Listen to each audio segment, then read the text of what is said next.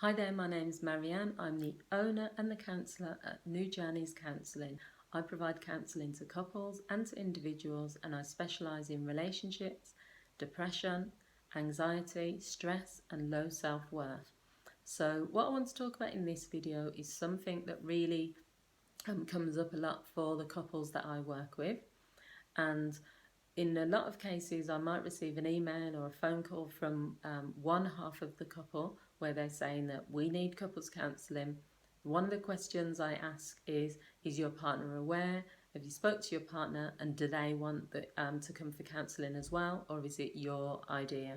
So that's number one, because what I want to say in this video is a lot of the factors I'm going to talk about, there are 4 factors, they're going to have a real impact on whether couples counselling is successful or not. Now, there's never any guarantee that any type of counselling, whether it's individual or with couples, that it's going to be a success.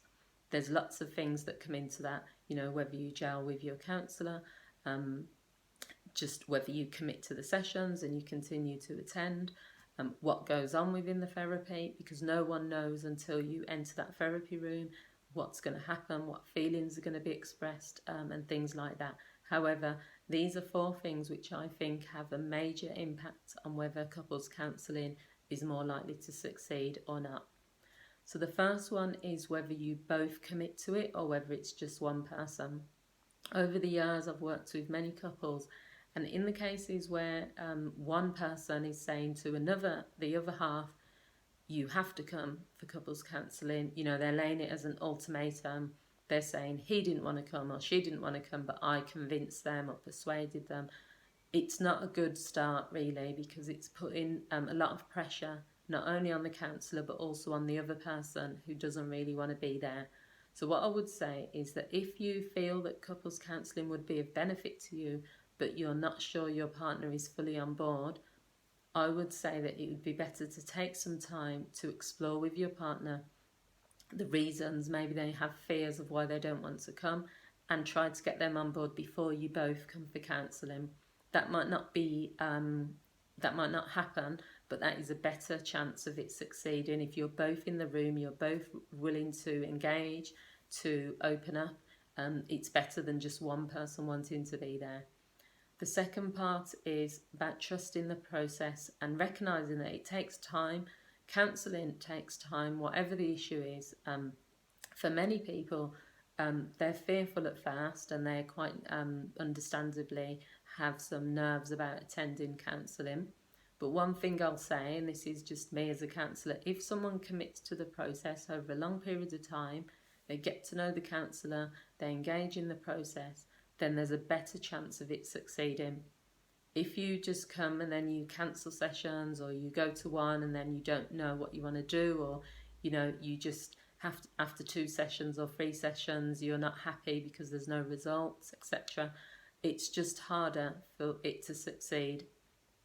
Everything takes time, so the more you open up within the counselling session, the more you get to know your counsellor, the more things, there are things that are going to be said within that room that maybe you haven't heard before. There are going to be new approaches that are given to you.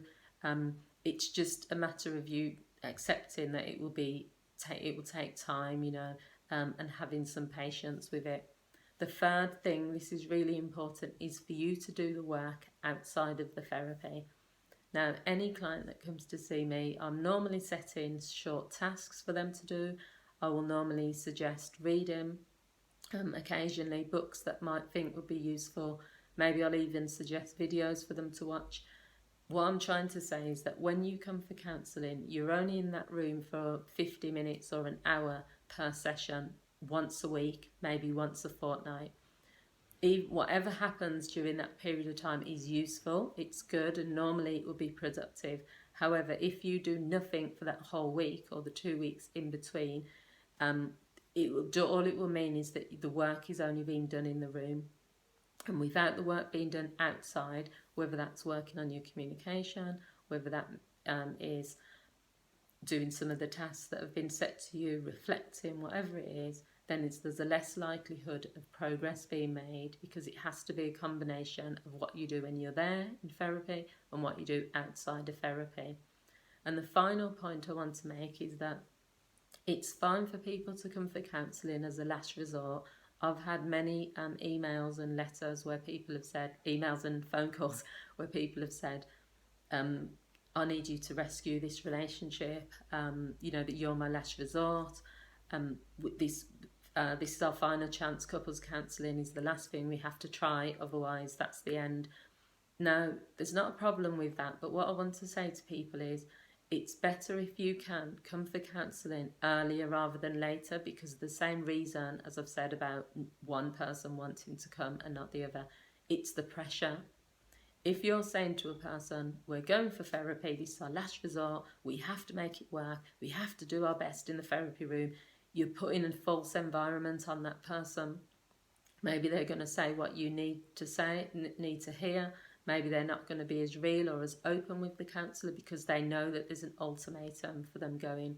It's better if you can that when the issue keeps reoccurring in your relationship, that you make a decision that we're going to go for counselling and we're going to, explore it then.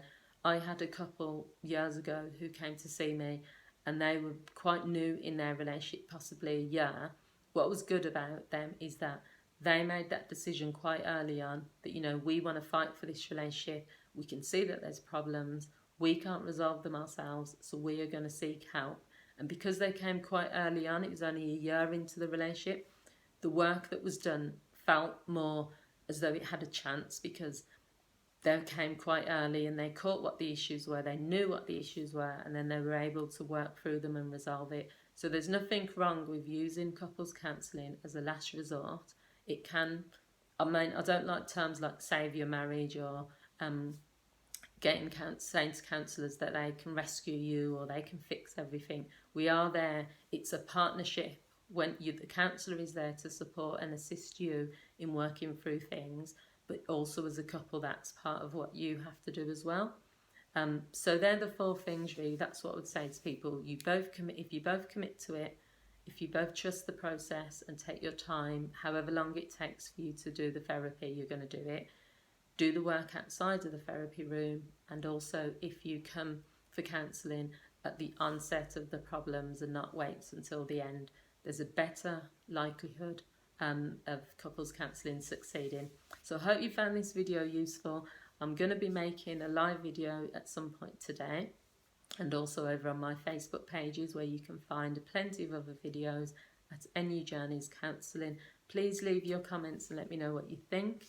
Please share this video if you think there's someone out there that would benefit from watching it, and please subscribe to this channel if you'd like to see lots of videos similar to this. Thanks for watching, guys, and I'll see you all again soon. Bye.